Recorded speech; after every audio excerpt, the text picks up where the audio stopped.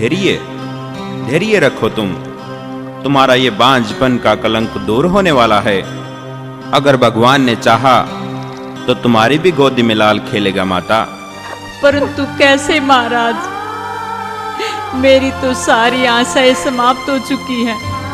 मुझे तो इस जीवन में अंधेरे के सिवा कुछ भी नजर नहीं आता महाराज, कुछ भी नजर नहीं आता। माता, अगर भगवान की इच्छा हो तो अंधेरों को उजालों में बदलते देर नहीं लगती।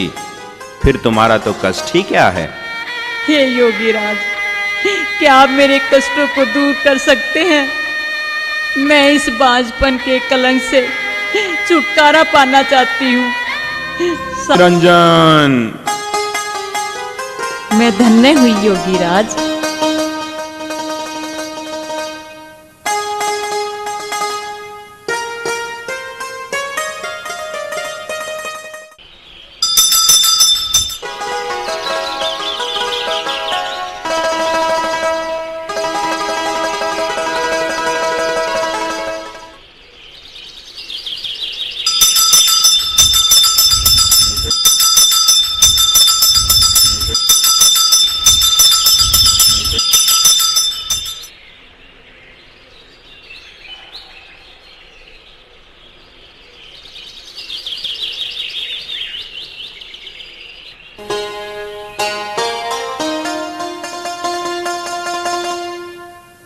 क्या बात है सरस्वती, मैं देख रहा हूं कि तुम कल से कुछ बदली बदली रहने लगी हो।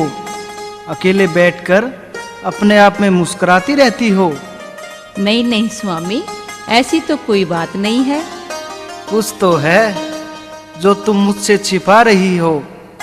हम भी तो सिद्ध पंडित हैं, इंसान के हाव भाव से ही सब जान लेते हैं। हे पतिदेव, अब तो जल्द ही हमारे आंगन में एक बच्चा खेलेगा। क्या क्या कहती हो? साफ साफ बताओ।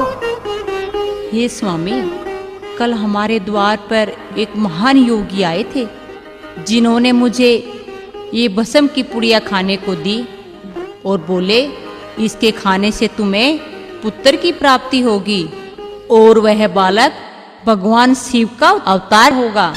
सरस्वती, रही ना तुम मूर्ख की मूर्ख। भला भस्मी खाने से भी पुत्र होते हैं, और भगवान शिव को अगर अवतार लेना होगा तो वो हमारे जैसे गरीब का घर क्यों चुनेंगे? किसी राजा के यहाँ ठाट बाट से जन्म नहीं लेंगे। नहीं स्वामी, ऐसी बात नहीं है। कमल तो हमेशा कीचड़ में ही खिलता है। यह तो हमारे अच्छे कर्मों का फल है, जो भगवान हमारे घर अवतार लेंगे। अच्छा, तो तुम्हें मेरी बातों का कोई असर नहीं?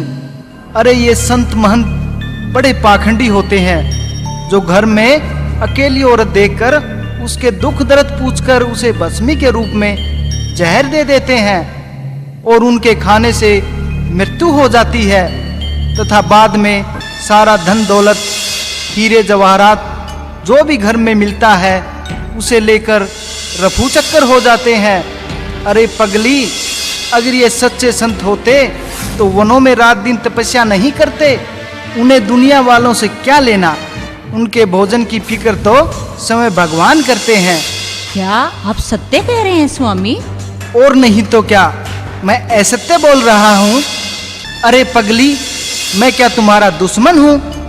पति हूँ तुम्हारा पति। मैं क्या तुम्हारा बुरा चाहूंगा? अगर इस तरह भस्मी खाने से पुत्र होने लगे तो दुनिया की कोई औरत बांझ नहीं रहे। ठीक है स्वामी, मैं इस भस्म की पुड़िया को कूड़े में फेंक देती हूँ, जहाँ पर हर रोज गांव वाले गोबर डालते हैं। गोबर में दब जाने के कारण इसका कोई सेवन भी नहीं कर सकेगा। ये हुई ना समझदारी की बात।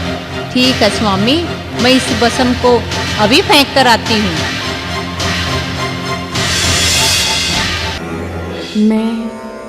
माँ, गुरुदेव ने खुदाई आरंभ कर दी है। अच्छा बेटा गोरख, जाओ और जगत कल्याण का कार्य पूर्ण करो। प्रणाम माता। जय गुरु मच्छंदरनाथ, जय गुरु मच्छंदरनाथ, जय गुरु मच्छंदरनाथ। जय गुरु मच्छंदरनाथ, जय गुरु मच्छंदरनाथ, जय गुरु मच्छंदरनाथ, जय गुरु मच्छंदरनाथ, जय गुरु मच्छंदरनाथ, जय गुरु मच्छंदरनाथ।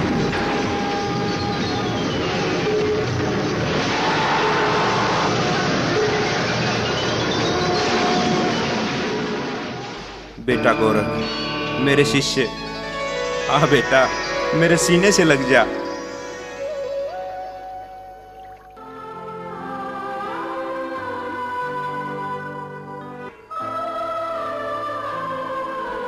हे योगी राज, अब तो इस बच्चे को मेरे पास छोड़ दो। मुझे अपनी गलती का एहसास हो गया है, मुझे अपनी गलती का एहसास हो गया है। मैं इसको अपने बच्चे से भी बढ़कर पालूंगी। हे योगी राज, मुझ पर रहम करो, रहम करो योगी राज। नहीं माई नहीं, ये संभव नहीं है। इसका लालन पालन का अवसर तुम गवा चुकी हो। अब तो बहुत देर हो चुकी है। वैसे भी बालक गोरख का जन्म किसी एक परिवार के लिए नहीं हुआ, अपितु इसका जन्म तो समस्त जगत कल्याण के लिए हुआ है। हमें जाने दो माई, हट जाओ। लेकिन हे योगी राज, मेरे लिए तो कोई उपाय बताएं जिससे मैं अपना जीवन सुधार सकूं और इस बांझपन के कलंक से सदा के लिए मुक्ति पा सकूं। इस जन्म का अवसर तो तुमने अपने हाथों से ही गवा दिया माई। हाँ, अगर तुम अपने शेष बचे हुए जीवन को गोरखनाथ की पूजा में लगाओ तो तुम्हारे आने वाले जन्म सुधर सकते हैं और तुम बांझपन से मुक्ति पा सकती हो। चलो पुत्र गोरख, चलते हैं। नहीं योगी राज, नहीं, आप मेरे पुत्र को नहीं ले जा सकते, नहीं ले जा सकते। योगी राज, ऐसा मत करो, ऐसा मत करो योगी राज। तुम्हें इसे अपना पुत्र कहने का कोई अधिकार नहीं है माई। तुम्हारा पुत्र तो ये तब होता जब ये तुम्हारी कोख से जन्म लेता। तुमने तो हमारी दी हुई भस्मी को ही फेंक दिया था। अब हट जाओ हमारे मार्ग से। चलो पुत्र गोरख, चलते हैं।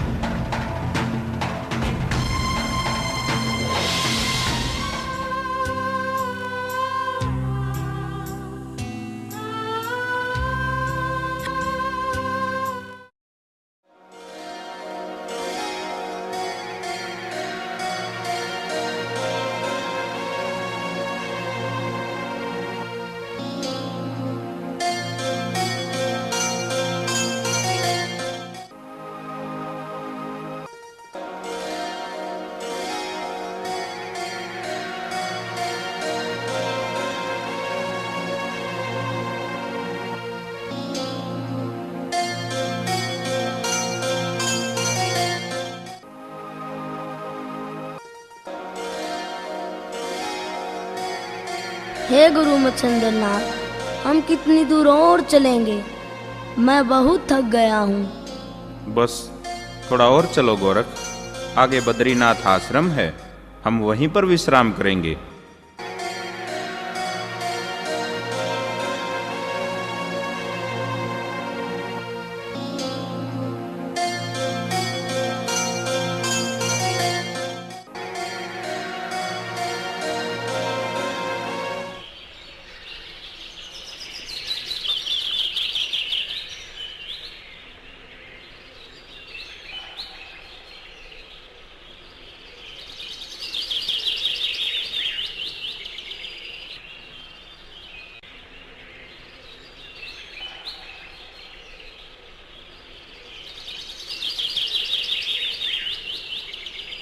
हे मेरे शिष्यों, तुम लकड़ियां इकट्ठी करो और भोजन बनाने की तैयारी करो। जो आज्ञा गुरुदेव।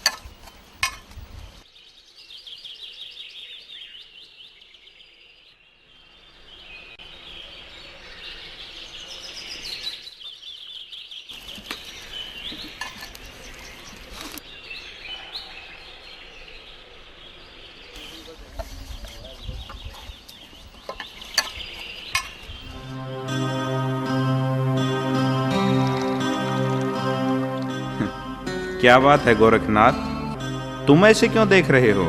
गुरुदेव, क्या आप इसी प्रकार भोजन बनाकर खाते हो? हाँ बेटा गोरख, अगर आसपास कोई नगरी हो तो वहां से भिक्षा लाते हैं, नहीं तो स्वयं